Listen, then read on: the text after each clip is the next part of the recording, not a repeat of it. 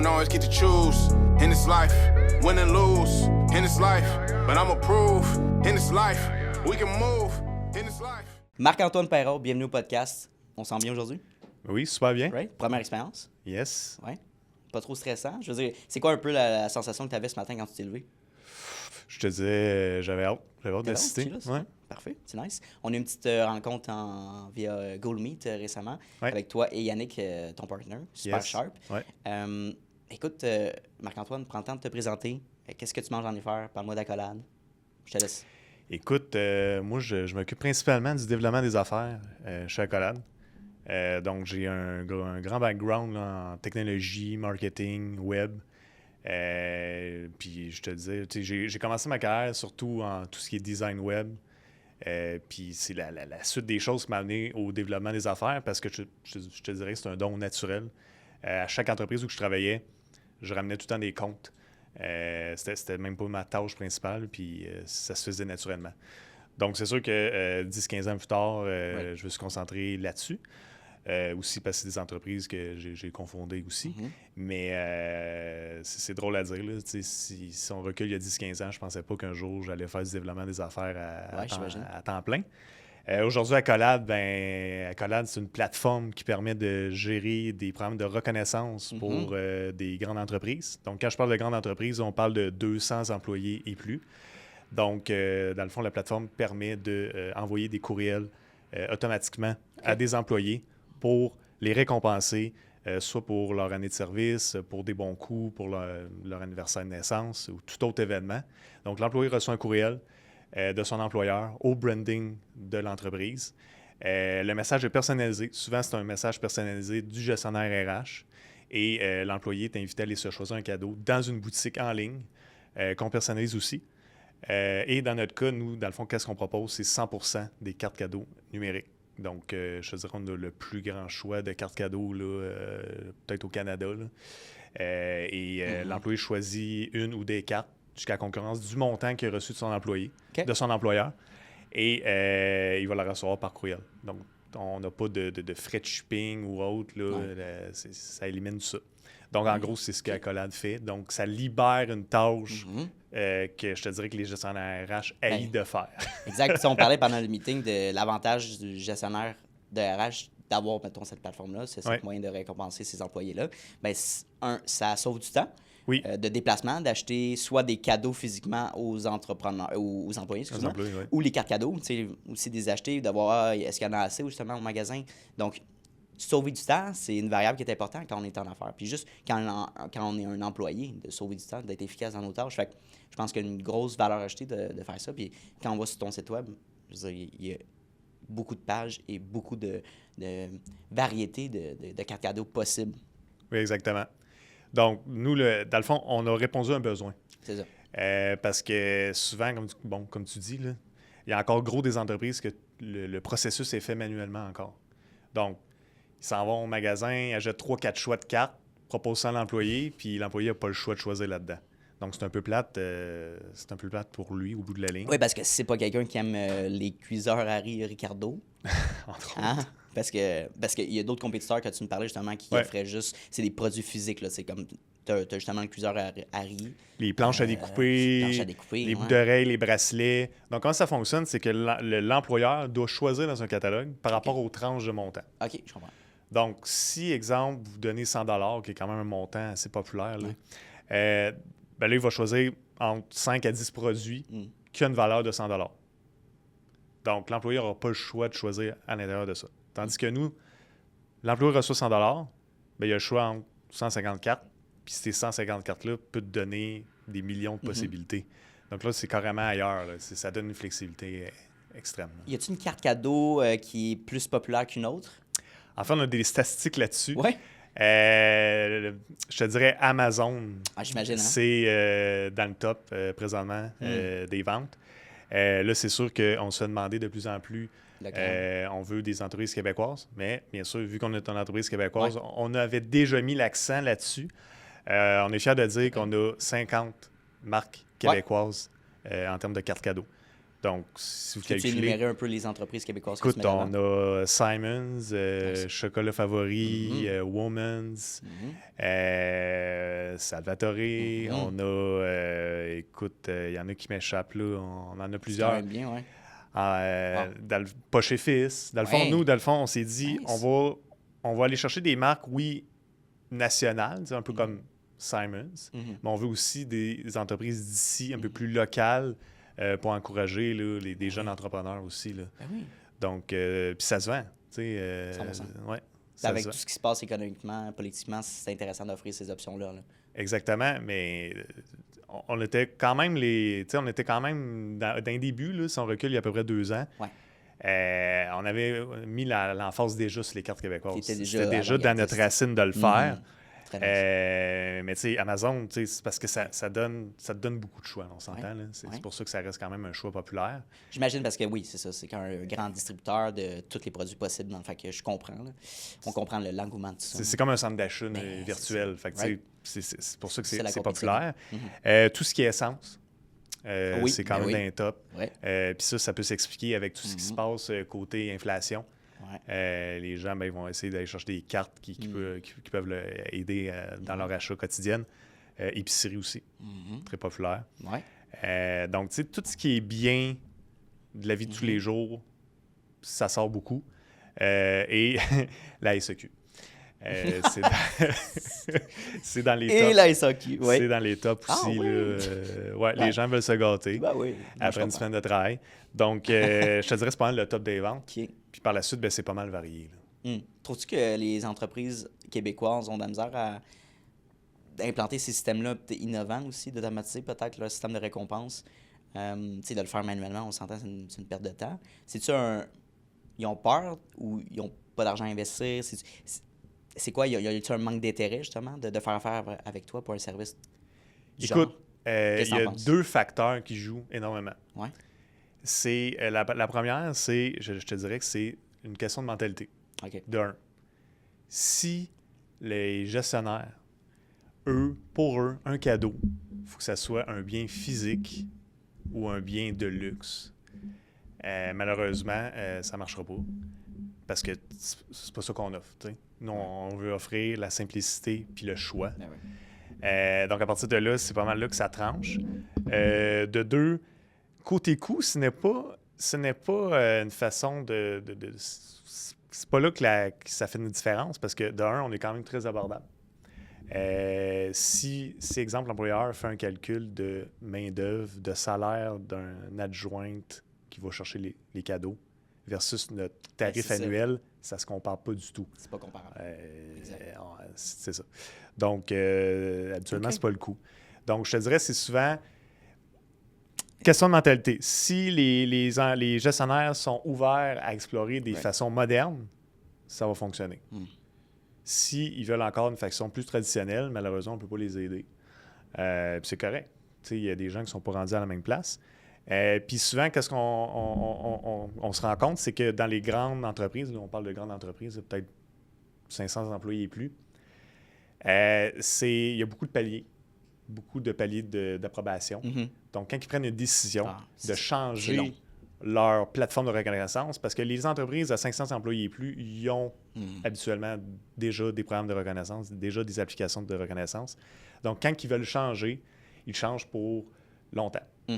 Donc, ils veulent être certains de faire le bon choix. Donc, souvent, ils vont faire des sondages en entreprise pour savoir, écoutez, est-ce que vous voulez changer le type de reconnaissance à l'interne? Donc, quand la décision est prise, le changement se fait. C'est plus long. Mais après, nous, on travaille avec eux plusieurs années. Donc, voilà. Je comprends. On peut-tu revenir un petit peu dans le passé? Oui. Tu as travaillé avec Salvatore à travers une autre entreprise. Tu as travaillé aussi pour Pizza Hut, pour des projets pour implanter un système de commande. Parle-moi un petit peu de cette expérience-là. En fait, j'ai commencé ma carrière, si on recule il y a 10 ans, comme je te disais la dernière fois. Moi, j'ai étudié en design graphique. Donc, naturellement, c'était d'aller travailler dans une agence. Moi, je suis allé travailler dans une agence sherbrookeoise, une agence web. Et j'ai eu la chance à ce moment-là, les gestionnaires qui étaient là déjà en place étaient en train de conclure, dans le fond, un deal avec, dans le fond, l'entreprise qui opérait les franchisés Pizza Hut au Québec et en Ontario. Donc, eux, ils recherchaient une façon de connecter leur système de POS en restaurant avec un site web de commande en ligne. Donc, si on recule il y a 15 ans, commander une pizza en ligne, c'était nouveau. Il y avait qui faisait ça? J'imagine Domino's. À l'époque, il y avait Domino's. À part de ça, oui. Puis peut-être d'autres joueurs aux États-Unis, là, mais au Canada, au Québec, là, il y avait juste Domino's. OK. Je ne sais pas si tu te rappelles, tu recevais un courriel, puis ça montrait ta pizza était rendue où. Étais-tu rendue dans le four, puis, etc. Ouais, je me souviens. Ouais. Donc, bien sûr, Pizza Hut voulait s'ajuster au marché, à la compétition. Le gros défi, c'était dans le fond, j'allais dire l'utilisateur, mais la personne qui désire se commander une pizza, que la commande arrive dans le bon restaurant, dans les cuisines, dans leur système de POS. Donc, un système de POS, là, pour les gens qui nous écoutent, là, c'est vraiment le fameux touchscreen d'un restaurant que la serveuse rentre la commande. Donc, nous, le défi, c'était ça se connecte avec ça. Pour que ça rentre dans les cuisines, la facture sort. Dans le bon restaurant, j'imagine, à proximité de la personne Oui, exact. Du point du ça. Par exemple, moi, je commande une pizza, j'étais à Montréal, dans le quartier du Saint-Laurent, mais là, il faut que tu trouves le restaurant le plus près de moi. Avec le code postal. Oui, il y avait la géolocalisation aussi. Okay. Mais le grand défi, c'était vraiment la commande doit sortir en cuisine, dans le distributeur de factures, là, quand les cuisiniers, les factures sortent. Donc, c'était là le défi. Donc, c'est sûr, on a réussi. Okay. Donc, au début, c'est sûr que, comme je disais, là, si on recule il y a 15 ans, c'était pas une grande majorité de leur vente, mais on a vu vraiment l'évolution là, en 5 ans. Donc, ça a apporté, dans le fond, de la visibilité auprès de d'autres chaînes de pizzeria au Québec, dont Salvatore. À l'époque, il y avait quelques restaurants seulement dans la région de Québec. Okay. Donc, c'est pas comme aujourd'hui. Eux, dans le fond, ça leur intéressait aussi d'avoir une plateforme de commande en ligne. Donc, nous, dans le fond, on a travaillé avec eux dans l'élaboration de ce projet-là. À l'époque, bien sûr, c'était le père qui avait les restaurants. Ses enfants travaillaient aussi. Au marketing, c'était Elisabeth, dans le fond, à Batiello, qu'on connaît.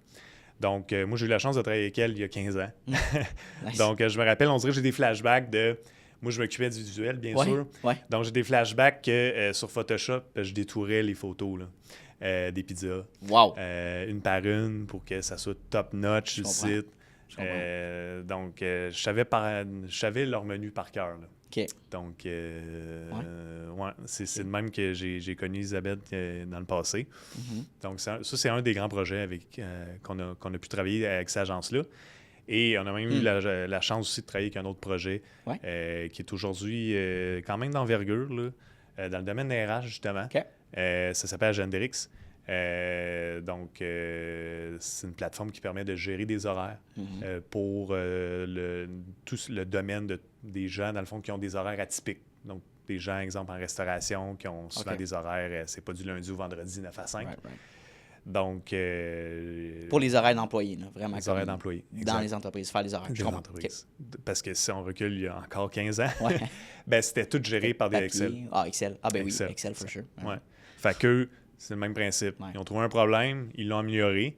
Puis aujourd'hui, écoute, je pense que c'est utilisé par plusieurs milliers d'employés. Là, Donc, mon baptême dans le monde des agences, je te dirais, ça m'a permis de toucher à des grands projets. Donc, ça m'a donné pas mal d'expérience, malgré mon jeune âge. Parce que son recul, il y a 15 ans, j'avais une vingtaine d'années. Ouais. Si on fait un saut dans le temps, fast-forward, un petit peu dans le futur, tu as fait ta rencontre de Yannick. Oui. Veux-tu me parler justement de cette rencontre-là? Exact. Écoute, par la suite, j'ai continué à travailler dans quelques agences dans la région de Montréal. À un moment donné, je sentais que j'avais fait le tour. Je voulais lancer moi-même un projet. Puis écoute, j'ai rencontré Yannick lors d'un dîner. On a jasé, un peu comme aujourd'hui, une discussion sans but vraiment. 100%. Et à la fin du dîner, il m'a invité à aller le rejoindre dans le développement de sa nouvelle start-up. Ça me ça. Il y a vraiment eu un clic, là. Il y a eu un fit, tu dirais professionnel? Il y a eu un fit parce que moi, la première fois que j'ai parlé, c'était un petit message sur LinkedIn. Parce qu'en un meeting, il faut vraiment que... Ouais, faut qu'il y ait un fit. Right? Exact. Fait que, mais oui, fait que je suis sorti de... C'est très cool, ouais. Je suis sorti de là, puis dans le fond, c'était sur l'heure du dîner. Wow. Je retournais à pied à l'agence où je travaillais, puis j'étais genre... Wow, c'est passé quelque chose. Ouais. C'est passé quelque chose, puis 2 mois après, je démissionnais. Là. OK, wow. Ouais, un mois même. Ouais. Le cheminement de lâcher puis de démissionner? Ben écoute, ça s'est fait tout seul. On dirait que j'ai pas passé des nuits blanches à dire est-ce que je fais le bon move. Ouais, c'est ça. On dirait que je sentais que j'étais rendu là. Donc j'ai fait le move. Il y a du monde qui disait que j'étais fou, là, que je partais d'un emploi stable à aller travailler dans une start-up où on était 3-4 employés, même pas là, à l'époque. Donc c'était un coup de dé. Ça prenait du courage. Je l'ai fait. Puis on a développé un projet dans le fond qui s'appelait Outgo. Ouais. Outgo, dans le fond, ça propose encore aujourd'hui là, des expériences et des activités cool à faire au Québec. Donc notre but, c'était pas de vendre des forfaits à rabais. Okay. C'était plutôt de vendre des expériences. Donc la différence, c'est que tu veux faire quelque chose qui ressort de l'ordinaire, tu viens sur notre site, puis on a un choix là, pour te booker une fin de semaine. Toutes sortes, avec ta blonde. Puis, donc, notre but, c'était ça. Donc, c'est quand même un peu plus haut de gamme. Donc, ça, là, on est en 2018. Donc, jusqu'en 2020, là, je te dirais, ça a explosé. Malheureusement, en 2020, il y a eu la pandémie. Exact. Et comment ça l'a affecté, justement? Ben, écoute, c'est parce qu'à la pandémie, bon, on se rappelle. En cabané. C'est ça, tout est fermé. Exact. Tout a fermé le jour au lendemain. Ouais. Donc, bien sûr, les gens n'allaient pas s'acheter des expériences à Charlevoix. Non. Donc, malheureusement, les ventes ont drastiquement chuté. Et à ce moment-là, on a été chanceux parce qu'on a reçu un appel d'une organisation. Et eux cherchaient une façon de remercier leurs employés d'une façon virtuelle avec des forfaits Outgo. Donc là, on a entendu ce besoin-là, mais on s'est dit, il y a peut-être de quoi avec ça. Là, il y a quelque chose. Ouais. Mais là, à ce moment-là, écoute, on s'est dit, on va le faire. Là. Okay. On perd rien. Ouais, on l'essaie. Exact. Okay. Donc là, je te dirais, c'était les premiers balbutiements d'accolade. Oui, j'imagine. Donc, on a développé un système de courriel on envoyait une liste à des employés, puis qu'eux autres, ça leur permettait de se choisir un forfait sur Outgo. Ça ressemblait à ça. Puis là, après, 2021, 2022, de plus en plus, on avait des demandes d'entreprises, donc ça se parlait dans le milieu. Parce que, tu sais, ça a pris du temps là, quand même que les gens ont... Tu sais, le télétravail est arrivé. Ouais. Donc, ça prend un peu de temps que les gens ressortent et vivent leur vie normale. Donc, entre 2020 jusqu'à 2022, je te dirais, on avait quand même une demande. Là, on veut envoyer des cadeaux virtuellement. Donc, on a servi quelques entreprises. Jusqu'en 2023, on avait beaucoup de demandes. Tellement que les ventes B2B, donc les ventes provenant des entreprises versus Julie qui veut un forfait au spa, c'était pas comparable. On avait dépassé les ventes. Ouais. Donc là, à ce moment-là, on s'est dit, on va créer 2 sociétés distinctes. Donc, c'est là qu'est né Accolade. Donc, aujourd'hui, rendu en 2025, là, ça fait pas près environ 2 ans là, qu'on est dans Accolade 100%. Là. Très nice. Ouais. Rendu en 2025, ce serait quoi l'enjeu numéro 1 qui te freine au développement de faire connaître l'entreprise, tout simplement? En fait, il n'y a pas... j'aime ta question. En fait, il n'y a pas grand-chose qui nous freine. Dans le fond, on essaie de trouver le plus d'alternatives possible pour nous faire connaître, dont des podcasts. Et dans le fond, nous, on a eu une rencontre d'équipe. On est 100% en télétravail, notre équipe. On est dispersé partout au Québec. Une équipe de combien, en passant? On est à peu près une dizaine d'employés. C'est très le fun. Okay, donc, écoute, on a eu une rencontre d'équipe, justement, là, une belle place là, dans l'Onosière, Sakakomi. Donc, un bel hôtel en bois rond. Wow. Donc, on s'est réunis en nature et on a fait une réunion d'équipe parce que, oui, le télétravail, c'est important, mais des fois, il faut se voir en personne. Ouais. Donc, on a fait une réunion d'équipe. Qu'est-ce qui est ressorti? C'est la rentabilité. Donc, une start-up, oui, c'est important de développer un produit attrayant, mais souvent, on oublie la rentabilité. Donc, nous, notre but dans les 2 dernières années, je te dirais, c'était d'aller chercher des clients. Ouais. C'est ce qu'on a réussi haut la main, je te dirais. OK. On est rendu avec un beau book de clients, des beaux noms. On est fiers de ça. Mais on s'entend comme, tu sais, on avait un prix quand même très compétitif. Donc, on s'est rendu compte qu'il faudrait aller... augmenter ce prix-là, justement? Pas augmenter le prix, mais aller chercher des sources de revenus différentes dans notre tarification.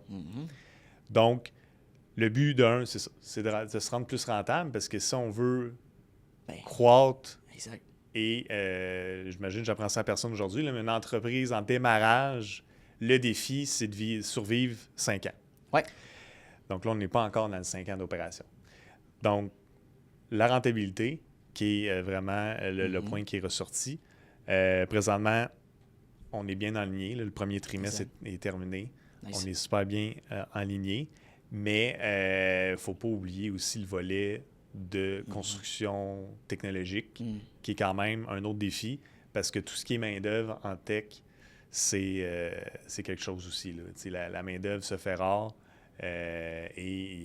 Quand tu trouves un bon candidat, ben malheureusement, tu peux te le faire voler par d'autres parce que le marché est hyper compétitif. Même en ce moment, tu dirais? Oui. Tout ce qui est front-end, développeur, back-end, sont très sollicités, soit par des entreprises québécoises plus grandes que nous, ou même des entreprises à l'extérieur, là, aux États-Unis, ailleurs. Là. Donc, je te dirais, l'autre enjeu, c'est vraiment de continuer à développer notre tech parce qu'on a pris une décision de transformer 100% l'application pour qu'elle fonctionne avec l'intelligence artificielle. Oh! Ouais. OK, puis qu'est-ce que ça implique, justement, les changements vers ça?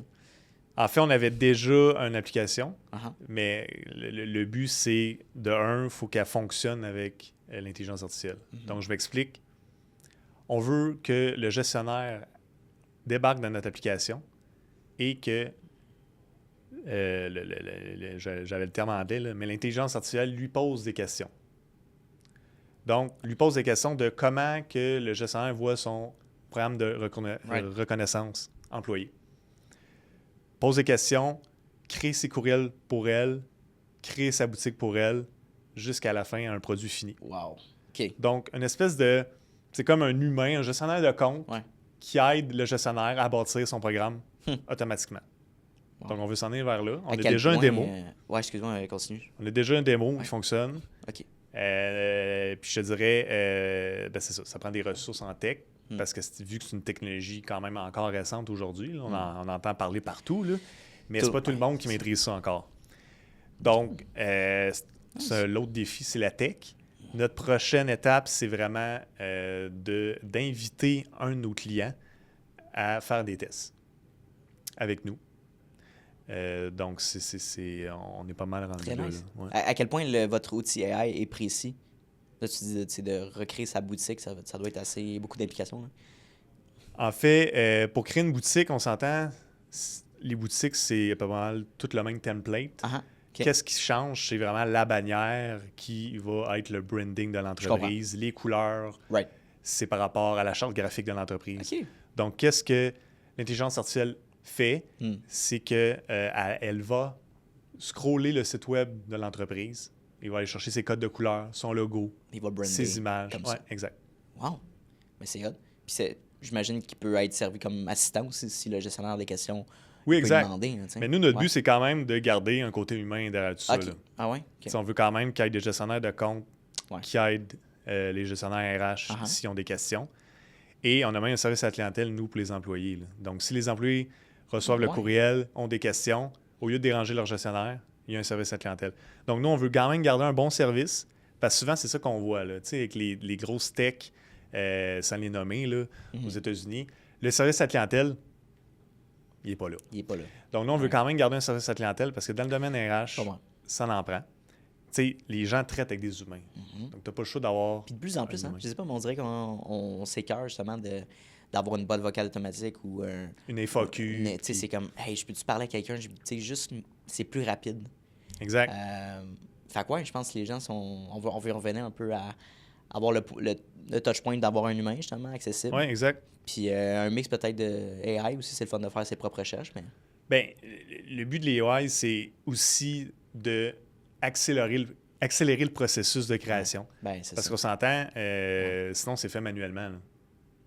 La personne fournit ses noms, à qui elle veut envoyer les courriels. Oui, c'est ça. Je te fais ton image, j'écris mon texte. Le but, c'est vraiment d'accélérer et d'aider le gestionnaire RH de mettre son plan de reconnaissance rapidement en ligne. Donc, c'est un helper, là, je te dirais. Là. Puis, tu sais, ça n'a pas la science infuse non plus. Là. OK. Je suis curieux. C'est pas une question que je t'avais posée dans le meeting, mais 10 employés, votre premier employé est arrivé quand? Votre deuxième? Bien, ça a été comme d'un coup? C'est assez simple. C'est les mêmes employés qui ont travaillé à iCardGo qui ont migré avec nous. Là. Quand même très... Fait que l'équipe, cohésion d'équipe était déjà là. Exact, ouais, exact. Comment on fait pour encourager le leadership à l'interne? Mettons, tu sais, là, on parle peut-être des valeurs intrapreneuriales, mais tu vois qu'il y a des gens qui ont un petit peu plus qui veulent avoir plus de responsabilités, qui veulent bâtir des projets ou s'impliquer un peu plus. Comment tu fais pour encourager ça? Très bonne question. En fait, pour travailler avec nous, je te dirais, il faut que tu sois très autonome. OK, nice. Si tu n'es pas autonome, ça ne marchera pas. Pourquoi? Parce que on est 100% de télétravail. Ouais. Donc, il n'y a pas quelqu'un en arrière de toi qui va te taper sur l'épaule qui va te checker. Ouais. Donc, ça ne fonctionne pas avec un type de personne. Si on a eu des employés, malheureusement, on a été obligé de remercier parce que ça ne fitait pas. Des fois, tu te rends compte que le projet... Dans le fond, tu t'en rends compte rapidement. Tu donnes un projet, tu essaies de ne pas faire trop de micro-gestion. Donc, d'où vient l'autonomie. Exact. Donc, si l'employé n'est pas autonome, tu vas le voir assez rapidement. Tu vas voir que le projet n'avance pas. Tu lui donnes des dates. S'il ne respecte pas les dates, tu as des excuses. C'est plus long que prévu. Bien là, tu vas le voir que ça ne fonctionne pas. C'est un type de personne que ça prend. Donc, c'est pas pour tout le monde. Donc, tu sais, je parle, moi, souvent, je suis un entrepreneur, etc. Ouais. Bien, c'est pas mal tous des entrepreneurs qui travaillent avec nous. C'est des gens qui ont le même focus que nous. Ils savent qu'il y a une tâche à faire. Exact. Ils peuvent la faire à 6 h le matin s'ils veulent, ou 8 h le soir. Puis entre-temps, ils veulent aller, je sais pas moi, aller se promener dehors pour prendre l'air. Exact. Il n'y a pas de problème. Mais ça, c'est le fun. C'est juste qu'il y a une job à faire. On le sait. On fait des réunions d'équipe à chaque lundi. Puis nous, notre but, c'est le moins de rencontres possible, le moins de meetings possible. OK. Oh, ouais. Parce que des fois, c'est un peu une perte de temps. On va se le dire. Donc, quand on fait des meetings précis, une fois par semaine, parce qu'on s'entend, une semaine, ça passe vite. Là. Ah ouais. Si tu passes 2 heures en rencontre, c'est à peu près ça. Notre rencontre du lundi, c'est 2 heures. Après 2 heures, là, on sait c'est quoi l'objectif de la semaine. Exact. Après, l'autre lundi va arriver, puis là, on va dire, OK, ça marche pas, je suis rendu là. Donc, c'est un peu de même qu'on travaille. Ouais. Le leadership, tu sais, on sent pas quand il y a un boss. Là. Exact. Non, c'est... Ça, des meetings, c'est tellement vrai. Puis je pense que notre génération sont tannés de faire des meetings. Non, puis surtout quand c'est pas... t'as invité un meeting, mais t'es pas interpellé ou t'es interpellé après le 1 heure. Genre, c'est comme à un moment donné... Puis, tu sais, c'est sûr que en tant qu'entrepreneur, puis on travaille avec des monteurs, puis on fait toujours des rencontres d'équipe les lundis, tout ça. Puis, mais les meilleures rencontres, je trouve, c'est quand on finit après 15 ou 20 minutes. Là. C'était super efficace. Ça dépend aussi de l'implication, mais pour nous, précisément, en bas de maximum 30 minutes, là, on a déjà noté dans un document ce qui est à faire. Les gens, ils savent ce qu'il y a à faire. C'est juste de faire un petit rappel, des petits astérisques. Mais à part de ça, les gens sont autonomes. Comme, on n'est pas obligé de perdre notre temps dans des meetings qui finissent plus toute la journée. Là. C'est un point, ça. Puis l'autonomie, ben, c'est ça, c'est le fun d'encourager, d'engager des gens qui sont responsables de leurs propres tâches. Puis, dans le fond, est-ce que tu as eu déjà des commentaires de tes employés qui disent « Hey, comme, j'haïrais pas ça d'avoir un espace de bureau, une fois de temps en temps, tu sais, comme, je sais pas, 2-3 jours par semaine, de pouvoir avoir une cohésion d'équipe. » As-tu eu des commentaires, genre, où tout le monde est très à l'aise de garder ça à 100% de distance? Faites-vous des activités de groupe? Tu m'en as parlé un peu tantôt, mais... Exact. On essaie de faire des activités de groupe régulièrement. Que sur l'entreprise. C'est quoi qui aide pas, c'est qu'on est tous dispersés partout au Québec. Ah ouais, OK. Donc, quand on fait une activité, il faut essayer de trouver un point central. C'est ça. Ouais. Bon, les gens ont des occupations, ils ont des familles, donc c'est sûr que c'est un peu plus difficile, mais on essaie de le faire, ça, c'est sûr. on a un pied à terre, on a un pied à terre dans un espace de coworking à Boisbriand. Donc, si les gens... Boisbriand-Mascouche. Donc, si les gens veulent travailler dans la région de Montréal, il y a une place pour travailler. Mais on n'a pas eu vraiment de commentaires. Tout le monde est très... Parce que quand on engage une personne chez nous, ils savent déjà que l'ambiance, puis comment ça fonctionne. Puis... Déjà là, mettons, dans l'offre d'emploi, c'est déjà mentionné, fait que tu viens filtrer les gens que... C'est ça. Si une personne qui va aller au bureau chaque 2 jours, ça ne fonctionnera pas. Là. Right. Ben, I guess qu'elle peut, mais est-ce qu'elle va être aussi performante? Ou, ça va peut-être pas fitter non plus. Non, exact. Puis pourquoi qu'on peut se permettre ça présentement? C'est qu'on est encore une micro-équipe. On est encore une start-up. Mais tu sais, je dis ça, avec Hardgo, on avait monté jusqu'à 15 employés. Puis tu sentais qu'on avait peut-être atteint la limite du 100% télétravail. Pourquoi? C'est quoi la limite? Ben, peut-être après une vingtaine d'employés, ça commence à être un peu de gestion. Un peu plus de gestion. Je comprends. Tandis que quand tu es plus petit, chaque employé a son département, a ses tâches. Mais là, quand tu greffes des gens dans des micro-départements... Là, ça devient intense à gérer. Tu sais, c'est ça. Si on s'en reparle dans 5 ans, puis on est rendu 100 employés ou 50 employés, je te dirais, c'est sûr qu'on a un bureau. Là. C'est sûr que ça sera pas tout à... Même Google, je veux dire... Non, mais c'est ça. Moi, je suis pro-télétravail, mais c'est sûr que ça, un jour, on est beaucoup d'employés. Peut-être Ben, c'est ça, c'est un peu ma question que j'allais te poser, l'évolution d'Accolade, dans le sens hybride, peut-être, d'avoir des employés. C'est sûr qu'on irait hybride, puis par la suite, on verra rendu là. Mais c'est sûr qu'on ne sera pas capable d'être 100%. C'est juste logique, c'est logistique. Puis mais est-ce que c'est une de vos ambitions, justement, de bâtir votre équipe, aller chercher une centaine d'employés, ou vous voulez garder ça un petit peu plus petit? Y a-t-il d'autres marchés qui vous intéressent? C'est quoi un peu votre vision? C'est sûr que c'est le rêve ultime de tout entrepreneur de bâtir une grande entreprise. C'est ça. Mais c'est sûr qu'il y a une certaine limite à un moment donné, tu ne veux pas te dépasser, parce que des fois, tu peux perdre le contrôle, trop dépenser. Mais oui, le but, c'est de faire grandir l'entreprise. C'est être rentable, on s'entend. Exact. Rentable, ça va avec... Il faut avoir du volume, il faut avoir le plus de comptes possible, mais il faut quand même garder un bon service client. Avant Noël, on a quand même eu une grosse explosion de nouveaux comptes. On sentait qu'on était sur la limite. Fait que il faut bien doser. Donc, là, on est, je te dirais, 95% de nos clients sont au Québec. On a des clients, on a quelques clients ailleurs au Canada. Donc, Alberta, Ontario. Donc, notre but, c'est de sortir du Québec, de un. Par la suite, c'est sûr qu'on aimerait peut-être viser l'Europe. Parce que, notre langue première, c'est le français. Donc, si on vise l'Europe, c'est déjà un peu plus facile de développer des affaires en Europe. Mais c'est pas fait encore. Là. Parce qu'en Europe, c'est un gros marché. Puis éventuellement, là, je ne sais pas. Là, Sky's the limit, mais c'est sûr de... Mais là, on va commencer par sortir du Québec. On s'entend, on a déjà commencé. Là. On a fait des pitchs à des gens en Nouvelle-Écosse, Nouveau-Brunswick. Donc, comment vous avez approché ces gens-là?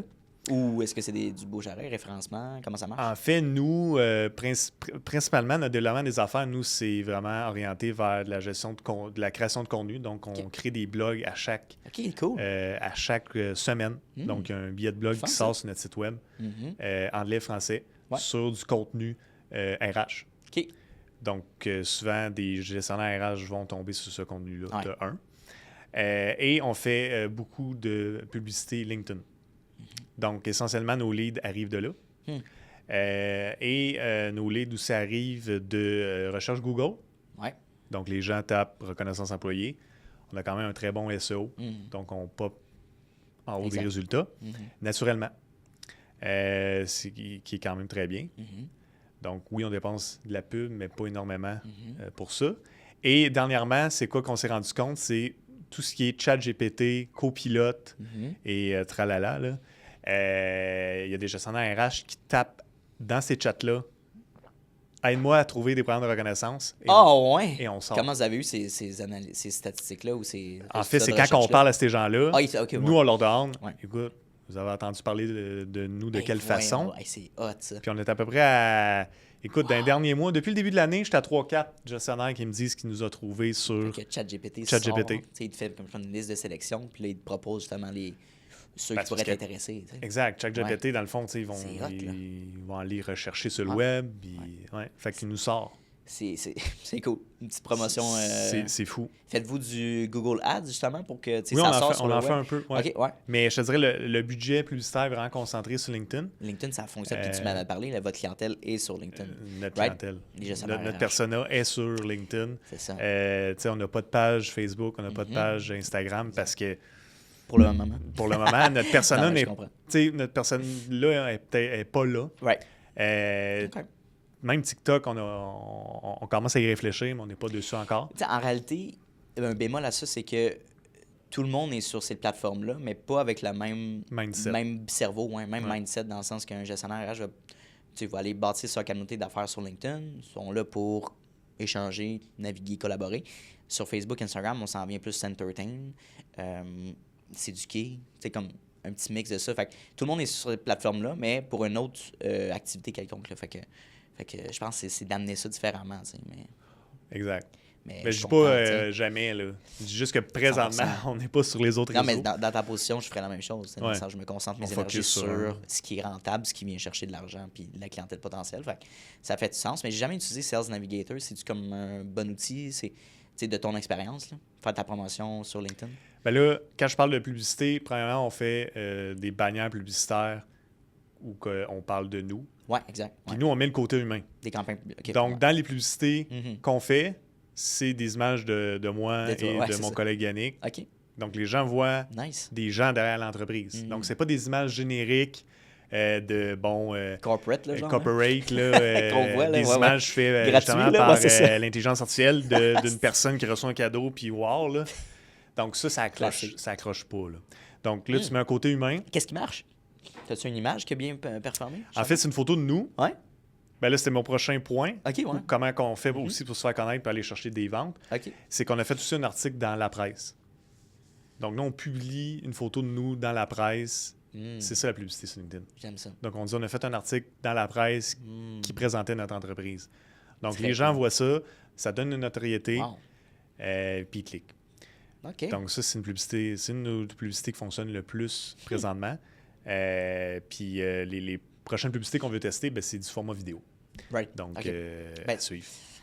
Je sais pas si tu as vu, mais LinkedIn maintenant offre Ouais. le format Reel. Exact. Fait que là, ça a été vraiment. C'est le dernier réseau social qui l'offrait pas. Ils ont embarqué dans la machine. Gros move. Mais ouais, format vidéo. Puis je pense que LinkedIn, c'est très conservateur dans le format vidéo. C'est pas tout le monde qui aime ça. Ils aiment ça, leur petite pause photo, écrit. Ouais. À un moment donné, oui, il faut que tu adaptes avec la plateforme. Faut Là, que je vais mettre t'évolues, des là. emojis puis de popper avec des sound effects puis tout ça. Il faut que tu adaptes ton format, là, que ça soit éducatif. Ouais. Mais oui, 100%. Mais je trouve que c'est cool. Tu sais, c'est différent aussi, c'est un petit peu plus de préparation. Ce qui est fun avec le podcast, c'est justement ça. C'est un format qui est plus professionnel, éducatif que différents formats vidéo qu'on Exact. peut faire. Là, mais fait que ça, c'est le fun. Puis je suis curieux, dans le fond, tu sais, plus personnellement, en 2025, qu'est-ce qui. Mettons, tu sais, quand tu te lèves le matin, là, ta vibre, comment tu vibres ta flamme le matin qui te permet de te lever, comment tu décrirais ça? En fait, quand je me concrètement, lève, d'un, j'ai pas l'impression que je m'en vais travailler. tu sais? OK. Fait que ça, c'est quand même positif. Puis quand je me lève, moi, mon Ouais. but, c'était... Tu sais, c'est drôle à dire de même, mais c'est qui je vais closer aujourd'hui. Tu sais, c'est qui, Oh mon Dieu! c'est qui je vais Qui va réussir. closer? Non, mais. Non, Je mais comprends. tu sais, ça fait vendeur de char, là, de bailleuse, là, mais Non, mais c'est je comprends plus... la vibe. Mon vibe, c'est qui je vais réussir aujourd'hui à convaincre, à venir travailler Parce que avec nous. Tu crois en ton produit, puis Amener tu sais la calor- valeur, right? Exact. Fait que c'est le level. Mon but, c'est d'amener le plus d'entreprises possible à utiliser nos services. C'est J'aime un peu ça ce qui m'alimente Wow. chaque jour. Donc, c'est ça qui me donne mon jus. Mon jus d'orange du matin, c'est ça. Ton jus d'homme. Ouais. Ton café le Mon matin. café, c'est... C'est vraiment ça. Exact. Fait que, tu sais, Ok. c'est un peu bizarre de dire qui je vais closer, mais tu sais, Ouais. c'est... Mais ça... Ouais. Non, je comprends l'envergure de, tu sais, c'est d'embarquer cette personne-là dans votre système, puis de collaborer, mais ça amène justement un boost de de fierté. dopamine, de motivation, Tu dis, puis de crime, fierté, ouais, c'est ça. J'ai convaincu une entreprise qu'on peut les aider Ok. dans leur programme de reconnaissance. Et j'ai convaincu une entreprise qu'on peut T'as- les aider quotidiennement Ben ouais. d'une tâche qui est souvent une patate chaude pour eux, puis qui est sur le bureau, puis ça leur tente pas. Là. T'as-tu comme un exemple de success story d'une entreprise justement qui ont décidé de travailler avec vous, notamment de collaborer avec vous, puis vous a donné justement des bons commentaires, un bon review de genre une chance que j'ai empiété le pas là-dessus pour changer mon système pour être plus efficace. As-tu comme eu des témoignages par rapport à ça? Oui, parce que nous, après on a mis en place un nouvel employeur dans notre plateforme, on envoie des sondages de satisfaction sur nos avis de service après quelques mois. Donc, cool. on va chercher le feedback. Puis en jeune start-up, je te dirais, ce serait mentir de dire qu'on est des 10 partout. Donc, quand il y a des pointages plus faibles, on book même des rencontres one-on-one avec la personne, puis on écoute leurs commentaires. Nous, on est là pour s'améliorer. C'est cool. C'est un peu de même qu'on apporte ça. Puis je te dirais, tu sais, on a quand même des belles notes. Là. On est quand même très fiers des notes que nous avons. Il y a une entreprise qui me vient en tête. C'est quand même très, très gros. Je pense qu'on envoie 800 récompenses pour eux par année. Wow! OK. Et eux, avant de faire affaire avec nous, il y avait un employé attitré à faire la tâche, temps plein. Parce que 800, c'est beaucoup, là. Donc, eux autres, c'était les années de service, plus les anniversaires de naissance. Donc, à chaque fête, la personne a regardé dans l'Excel. Bon, c'est la fête de Julie. OK, il fallait qu'elle regarde. Il n'y a même pas de reminder, le rappel. Il fallait qu'on... Hey. Suivait une liste. Yes, sir. Fallait pas... Des fois, il oubliait les fêtes. Ouf. Tout ça était fait à bras. Right. Donc ça, je te dirais, c'est là qu'on sent, OK, on a réussi vraiment notre objectif d'aider une entreprise. C'est vraiment souvent dans cet école-là. Là.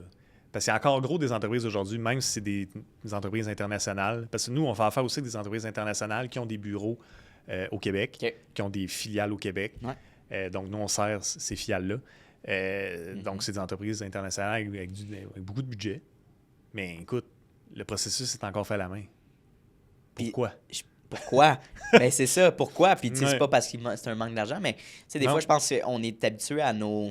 C'est plus facile de rester dans nos patterns que d'essayer une autre affaire que, potentiellement, là, c'est réapprendre à utiliser ce système-là ou reformer quelqu'un par rapport à ça. Fait que, I guess que c'est ça le problème. Mais, tu sais, rendu là, je pense, tout entrepreneur de base, si tu veux faire perdurer ton entreprise, faut que tu restes intéressé puis être innovant aussi, puis bâtir ça, rester en compétition avec ton marché. Fait comme embarquer dans le train, finalement.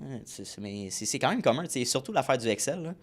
Beaucoup de gens utilisent leur Excel encore pour faire des horaires. On en parlait tantôt. Pour tout, en fait. Là. Excel, c'est très populaire encore. C'est correct quand tu commences, à un moment donné, que tu bâtis une équipe, tu es rendu plusieurs employés, 5-10 employés, tu n'as pas le choix d'automatiser tes systèmes. Tes processus, oui. Ou de backup. Comme précisément dans notre industrie, c'est surtout de la vidéo, des fichiers lourds. Ouais. Mais, on n'a pas le choix d'avoir un système de drive, de cloud, de disque dur externe, d'avoir des copies en double et en triple. Sinon, tu perds un disque dur, tu perds un an de travail, ça va bien. Là. Fait que c'est niaiseux, mais c'est de penser à ça. Donc, c'est intéressant. On arrive déjà vers la fin de l'entrevue, mon cher. Je pose toujours deux dernières questions. Oui.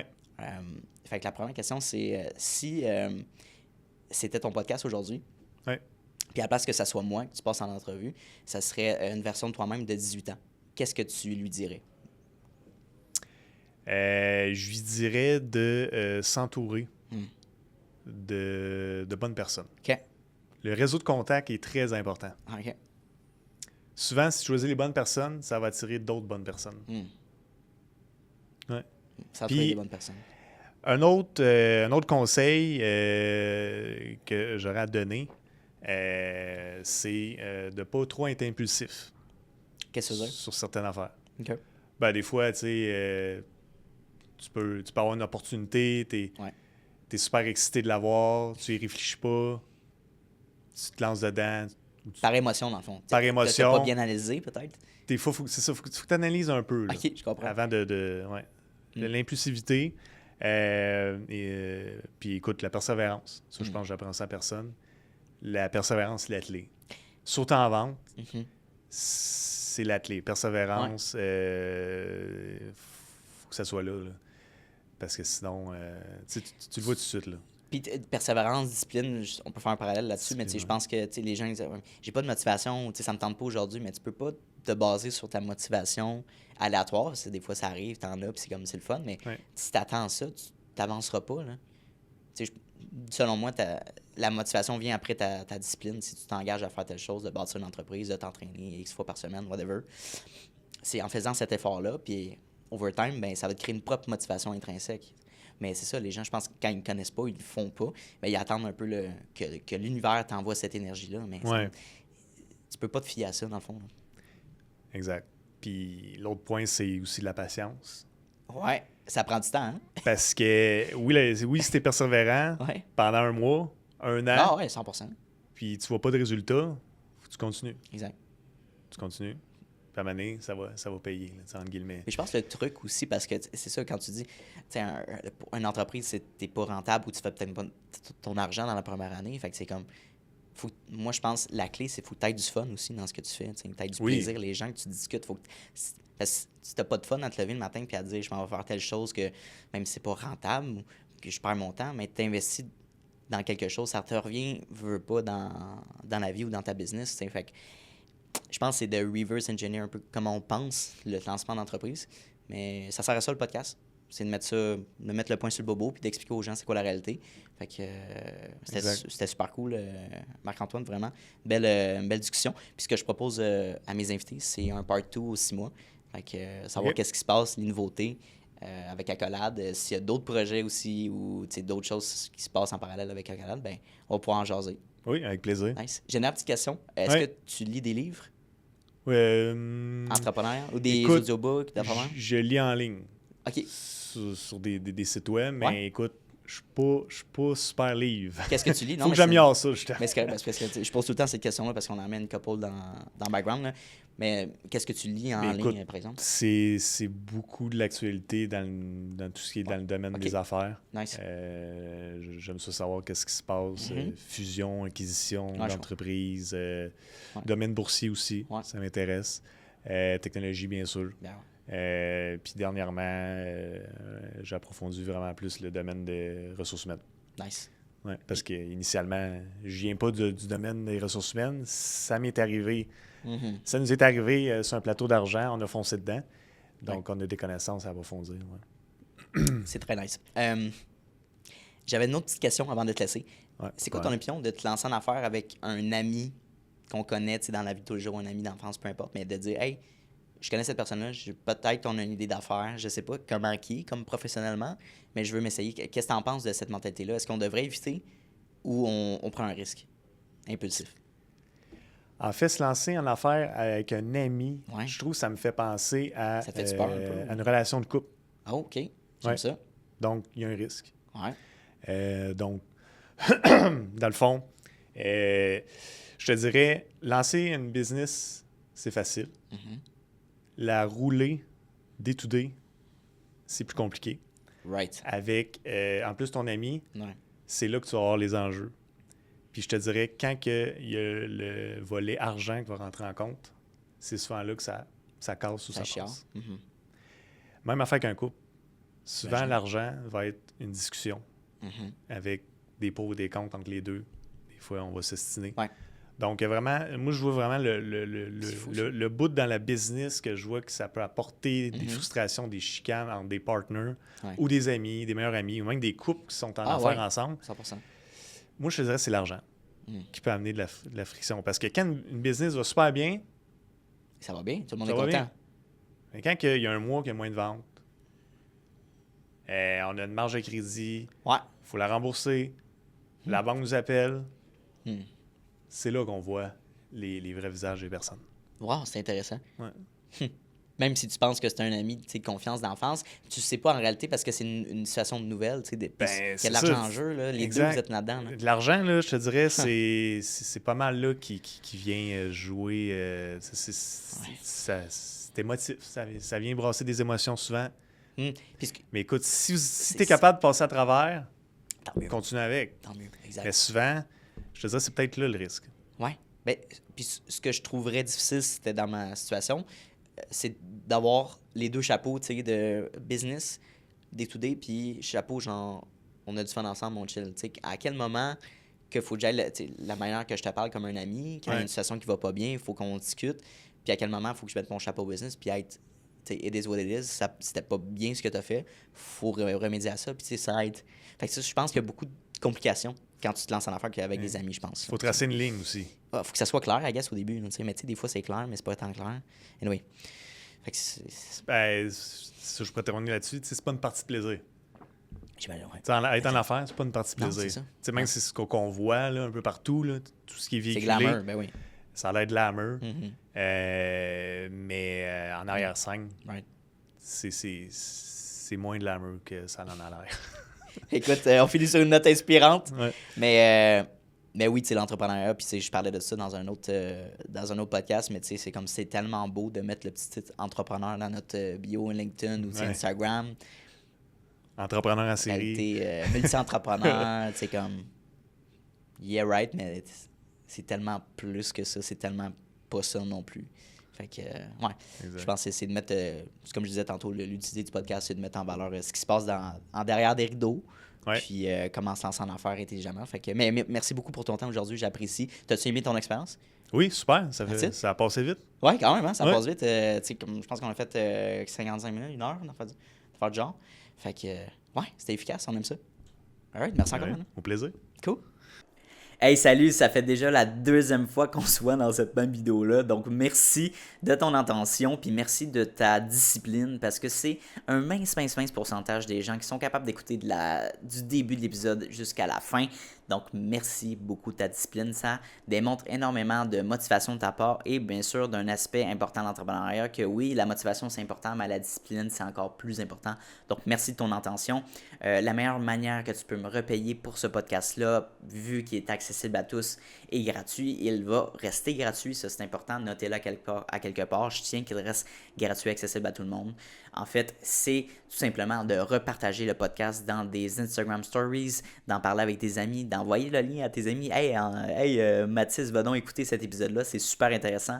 Ça vaut de l'or. Puis, ça va me permettre d'aller faire croître le podcast à un niveau exponentiel. Donc, merci beaucoup pour ton aide et ton intérêt pour le podcast. Et bien sûr, on se revoit la semaine prochaine dès jeudi midi pour un nouvel épisode. Donc, bonne journée à toi.